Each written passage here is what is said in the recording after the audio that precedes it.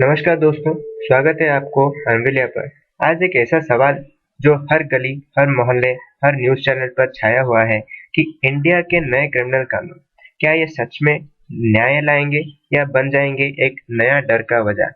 तो इंडिया में criminal change क्या हुआ है? तो इसमें हुआ है कि जो आईपीसी, सीआरपीसी और एविडेंस एक्ट था, which were running since British times, जो ब्रिटिश के एरा से चल रहे थे, 150 साल के पुराने अंग्रेजों से बनाया गया था, वो सब चेंज हो गए और सब ऑफिशियली रिटायर हो गए हैं। उनकी जगह क्या आए हैं? आईपीसी की जगह बीएनएस आए हैं और सीआरपीसी की जगह भारतीय नागरिक सुरक्षा संहिता, जो कि बीएनएस और एविडेंस एक्ट की जगह बीएनएसएस आए हैं। तो ये जानते हैं वो सब होते क्या है। आईपीसी आईपीसी एक ऐसा कानून था जिसका काम है क्राइम और पनिशमेंट बताना, तो उसको बदलकर बीएनएस गया है, तो उसका भी काम वही है।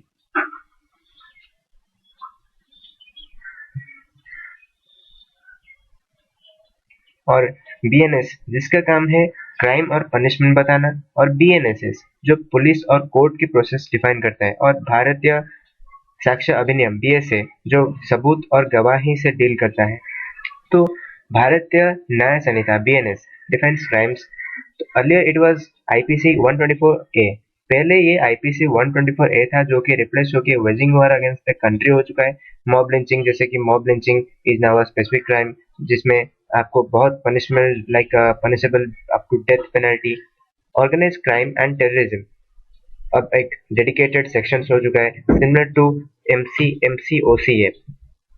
दोस्तों, आप अगर एमसीओसीए का मतलब नहीं जानते तो आइए मैं बता दे रहा हूँ कि Maharashtra control of organised crime act 1999, ये एक स्पेशल लॉ है जो महाराष्ट्र सरकार ने बनाया था ऑर्गेनाइज क्राइम, जैसे gang, mafia, underworld, contract killing, extortion etcetera को कंट्रोल करने के लिए। तो उसके तरह वो सब डेडिकेटेड सेक्शंस लगाए गए हैं फॉर पिटी क्राइम्स, जैसे छोटे मोटे चोरियां, छोटे मोटे किसको गाली दे देना, वो सब के लिए इतना ज्यादा लाइक डेंजरस पनिशमेंट नहीं है। उनके लिए कम्युनिटी सर्विस का पनिशमेंट रखा गया है। So these changes make the law more modern and tech aware than the traditional IPC. तो अभी बीएनएसएस का प्रोसीजर क्या है, जो कि पुलिस प्रोसीजर से डील करता है, और इसका काम ये है कि zero FIR and e-FIR are now possible.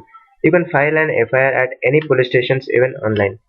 दोस्तों, जीरो एफआईआर का मतलब आप अगर नहीं जानते तो मैं बता दे रहा हूँ कि जीरो एफआईआर का मतलब होता है फर्स्ट इंफॉर्मेशन रिपोर्ट एफआईआर, जो किसी भी पुलिस स्टेशन में दर्ज की जा सकती है बिना इस बात के कि जुर्म कहाँ हुआ है।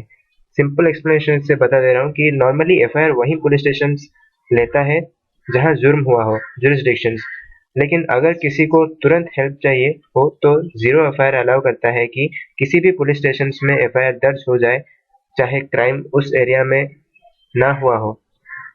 इसको जीरो एफआईआर क्यों बोलते हैं? क्योंकि इसमें एफआईआर नंबर जीरो से स्टार्ट होता है, बाद में ये एफआईआर सही जुरिस्डिक्शंस वाले पुलिस स्टेशन को ट्रांसफर कर दिया जाता है।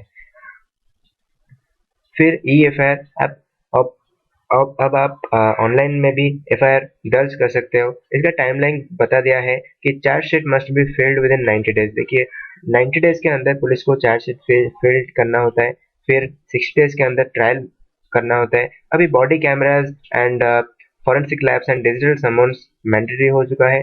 अभी mob lynching and terrorism type के क्राइम्स अब एसपी लेवल तक कंट्रोल करेंगे। पहले क्या छोटे मोटे इंस्पेक्टर, सब इंस्पेक्टर ये सब कंट्रोल करते थे, लेकिन अभी एसपी लेवल के ऑफिसरों के द्वारा कंट्रोल किया जाएगा, मॉनिटर किया जाएगा। Rules for bail and custody भी चेंज हो चुका है। पुलिस अब इंक्वायरी के बिना अरेस्ट नहीं कर सकती और कर भी सकती है। तो ये सब changes aim to improve police accountability, but success will depend on the training and process. तो बीएसए भी क्या है? वो जो कोर्ट में एविडेंस जो दर्ज किया जाता है, जो पेश किया जाता है, उससे डील करता है बीएसए।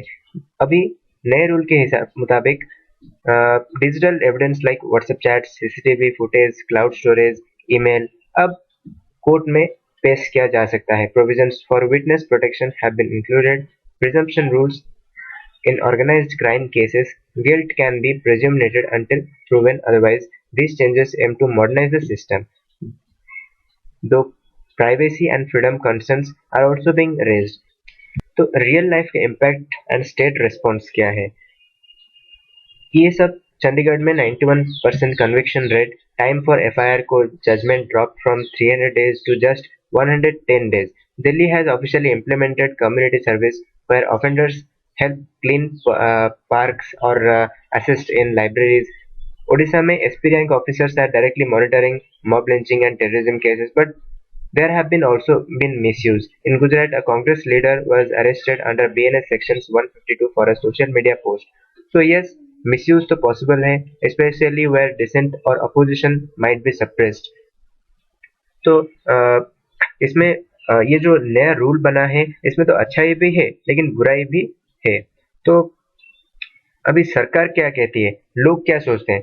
लोग, सरकार का कहना है ये कानून तेजी से न्याय देंगे, विक्टिम सेंटरिंग होंगे, लेकिन कुछ एक्सपर्ट्स कह रहे हैं ये पुलिस के पास और पावर दे देंगे। सोचिए, अगर पुलिस बिना वारंट किसी को अरेस्ट करे, बिना जज के अप्रूवल, तो क्या मिसयूज संभव नहीं? तो कॉमन लोगों के लिए इसका मतलब क्या है? आपको लगता होगा ये सब कानून लॉयरों के लिए है, लेकिन नहीं। अगर आप किसी केस में फंस गए या आप विक्टिम हैं, तो ये नए कानून डायरेक्ट आपकी जिंदगी को छुएंगे।